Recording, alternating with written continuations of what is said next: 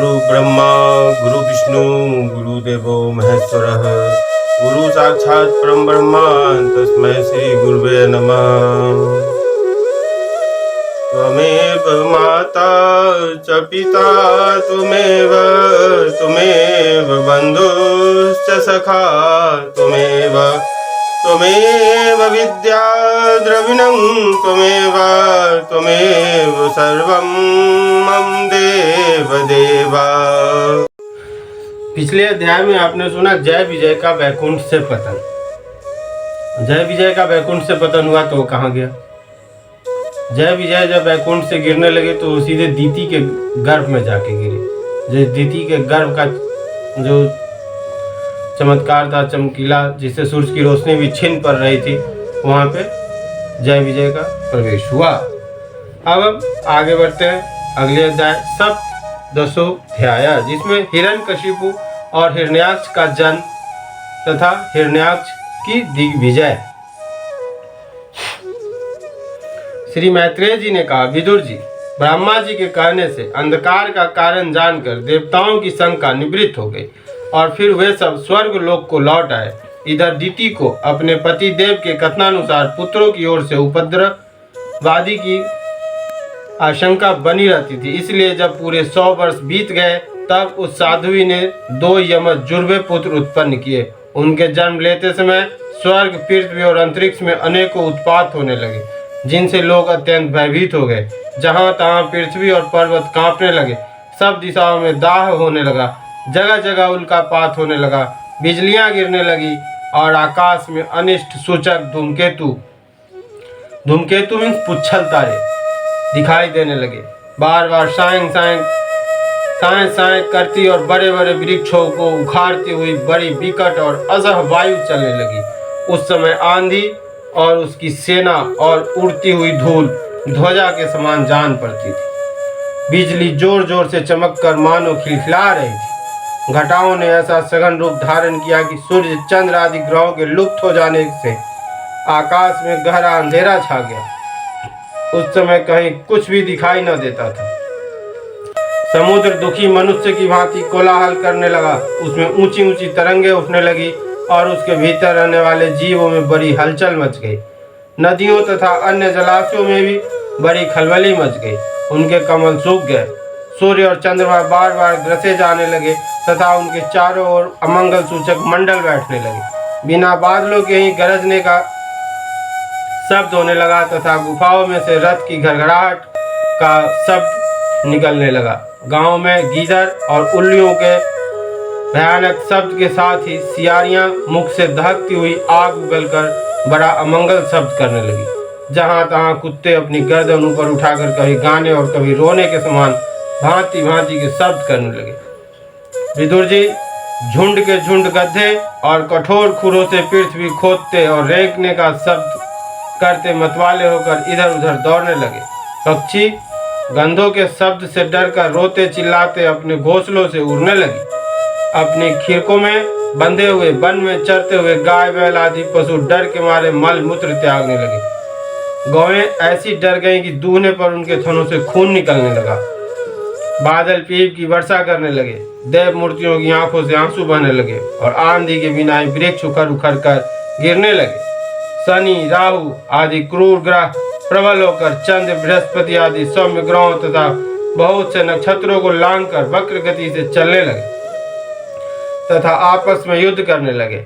ऐसे ही और भी अनेकों भयंकर उत्पात देखकर सनकादि के सिवा और सब जीव भयभीत हो गए तथा उन उत्पातों का मर्म न जानने के कारण उन्होंने यही समझा कि अब संसार का प्रलय होने वाला। वे दोनों आदि दैत्य जन्म के अनंतर शीघ्र ही अपने फौलाद के समान कठोर शरीरों से बढ़कर महान पर्वतों के सदृश हो गए तथा उनका पूर्ण पराक्रम भी प्रकट हो गया। वे इतने ऊंचे थे कि उनके स्वर्णमय मुकुटों का अग्रभाग स्वर्ग को स्पर्श करता था और उनके विशाल शरीरों से सारी दिशाएं आच्छादित हो जाती थी। उनकी भुजाओं में सोने के बाजूबंद चमचमा रहे थे। पृथ्वी पर जो वे एक एक कदम रखते उससे भूकंप होने लगता था। जब वे खड़े होते थे तब उनकी जगमगाती हुई चमकीली करधनी से सुशोभित कमर अपने प्रकाश से सूर्य को भी मात करती थी। वे दोनों यमज थे। प्रजापति कश्यप जी ने उनका नामकरण किया।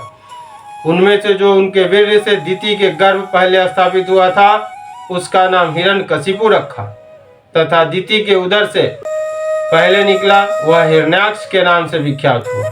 हिरण्यकशिपु ब्रह्मा जी के वर से मृत्यु भय से मुक्त हो जाने के कारण बड़ा उद्धत हो गया। उसने अपनी भुजाओं के बल से लोकपालों के सहित तीनों लोगों को अपने वश में कर लिया। वह अपने छोटे भाई हिरण्याक्ष को बहुत चाहता था। वह भी सदा अपने बड़े भाई का प्रिय कार्य करता रहता था। एक दिन वह हिरण्याक्ष हाथ में गदा लिए युद्ध का अवसर ढूंढता हुआ स्वर्ग लोक में जा पहुंचा। उसका वेग बड़ा असह था। उसके पैरों में सोने के नुपुरों की झनकार हो रही थी, गले में विजय सूचक माला धारण की हुई थी और कंधे पर विशाल गदा रखी हुई थी। उनके मनोबल, शारीरिक बल तथा ब्रह्मा जी के वर ने उसे मतवाला कर रखा था, इसलिए वह सर्वथा निरंकुश और निर्भय हो रहा था। उसे देखकर देवता लोग डर के मारे वैसे ही जहां तहां छिप गए, जैसे गरुड़ के डर से सांप छिप जाते हैं। जब दैत्यराज हिरण्याक्ष ने देखा कि मेरे तेज के सामने बड़े बड़े गर्वीले इंद्रादि देवता भी छिप गए, तब उन्हें अपने सामने न देखकर वह बार बार भयंकर गर्जना करने लगा। फिर वह महाबली दैत्य वहां से लौटकर जल क्रीड़ा करने के लिए मतवाले हाथी के समान गहरे समुद्र में घुस गया, जिसमें लहरों की बड़ी भयंकर गर्जना हो रही थी। जो ही उसने समुद्र में पैर रखा कि डर के मारे वरुण के सैनिक जलचर जीव हकबका गए और किसी प्रकार की छेड़छाड़ न करने पर भी उसकी धाक से ही घबराकर बहुत दूर भाग गए। महाबली हिरण्याक्ष अनेक वर्षों तक समुद्र में ही घूमता और सामने किसी प्रतिपक्षी को न पाकर बार बार वायु वेग से उठती हुई उसकी प्रचंड तरंगों पर ही अपनी लोह में गदा को आजमाता रहता। इस प्रकार घूमते घूमते वह वरुण की राजधानी विभावपुरी में जा पहुंचा। वहां पाताल लोक के स्वामी जलचरों के अधिपति वरुण जी को देखकर उसने उनकी हंसी उड़ाते हुए नीच मनुष्य की भांति प्रणाम किया और कुछ मुस्कुराते हुए व्यंग से कहा, महाराज मुझे युद्ध की भिक्षा दीजिए। प्रभु आप तो लोकपालक, राजा और बड़े कीर्तिशाली हैं। जो लोग अपने को बांका वीर समझते थे उनके वेद मत को भी आप चूर्ण कर चुके हैं। पहले एक बार आपने संसार के समस्त दैत्य दानवों को जीतकर राजसु यज्ञ भी किया था। उस मदोन्मत्त शत्रु के इस प्रकार बहुत उपहास करने से भगवान वरुण को क्रोध तो बहुत आया, किंतु अपने बुद्धि बल से वे उसे पी गए और बदले में उससे कहने लगे, भाई हमें तो अब युद्धादि का कोई चाव नहीं रह गया है। भगवान पुराण पुरुष के सिवा हमें और कोई ऐसा दिखता भी नहीं जो तुम जैसे रण कुशल वीर को युद्ध में संतुष्ट कर सके। दैत्यराज तुम उन्हीं के पास जाओ, वही तुम्हारी कामना पूरी करेंगे। तुम जैसे वीर उन्हीं का गुणगान किया करते हैं, वे बड़े वीर हैं। उनके पास पहुंचते ही तुम्हारी सारी सेखी पूरी हो जाएगी और तुम कुत्तों से घिरकर वीर सैया पर शयन करोगे। वे तुम जैसे दुष्टों को मारने और सत्पुरुषों पर कृपा करने के लिए अनेक प्रकार के रूप धारण किया करते हैं। श्रीमद् भागवते महापुराणे पारमहंस संहितायां तृतीय स्कंधे हिरण्याक्ष दिग्विजय सप्तोध्याय। श्री भागवत भगवान की है आरती, पापियों के पाप को है तारती। ये अमर ग्रंथ ये मुक्ति पंथ है, पंचम वेद निराला, नव ज्योति जलाने वाला। हरि नाम यही हरिधाम यही, यही जग मंगल की आरती। पापियों को पाप से है तारती, श्री भागवत भगवान की है आरती। ये शांति गीत पावन पुनीत, पापों को मिटाने वाला, हरि दरस दिखाने वाला। यह सुख करनी यह दुख हरनी, श्री मधुसूदन की आरती। पापियों को पाप से है तारती, श्री भागवत भगवान की है आरती। ये मधुर बोल जग फंद खोल, सन्मार्ग दिखाने वाला, बिगड़ी को बनाने वाला। श्री राम यही घनश्याम यही, यही प्रभु की महिमा की आरती। पापियों को पाप से है तारती, भागवत भगवान की है आरती।